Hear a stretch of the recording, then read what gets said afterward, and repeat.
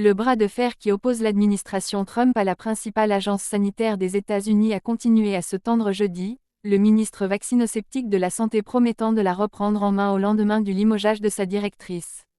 Je ne peux pas commenter les questions relatives au personnel, mais l'agence est en difficulté, et nous devons y remédier, et c'est ce que nous sommes en train de faire, a déclaré Robert Kennedy Jr., ministre de la Santé de Donald Trump à la chaîne Fox News, reprochant notamment à la structure sa gestion de la pandémie de Covid-19.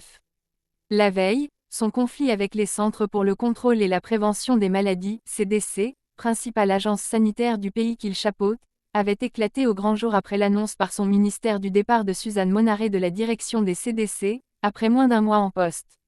En cause, selon les avocats de cette dernière, son refus de valider des directives non scientifiques et dangereuses, souhaitées par le ministre, connu pour ses positions anti-vaccins.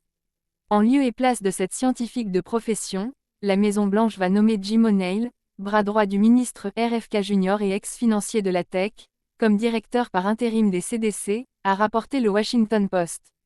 Manipuler la science. Le limogeage de Madame Monaré mercredi a suscité une large vague de condamnations, tant de la part d'institutions médicales que de représentants de gauche.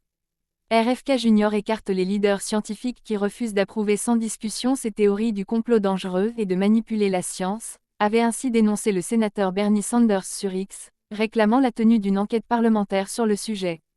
Alors que le départ de Madame Monaré avait été annoncé par le ministère de la Santé, l'intéressé l'avait démenti par la voix de ses avocats et accusé Robert Kennedy Jr. de poursuivre une politique, mettant en danger la vie de millions d'Américains.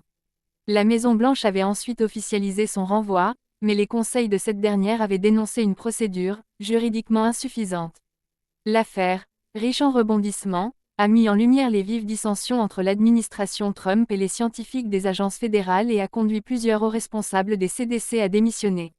En quittant jeudi le siège de l'institution à Atlanta, Sud-Est, ces derniers ont été vivement applaudis par leurs collègues et ont promis de continuer à se battre pour défendre le travail de l'agence, qui joue un rôle crucial dans la prévention des maladies chroniques, infectieuses ou encore des overdoses.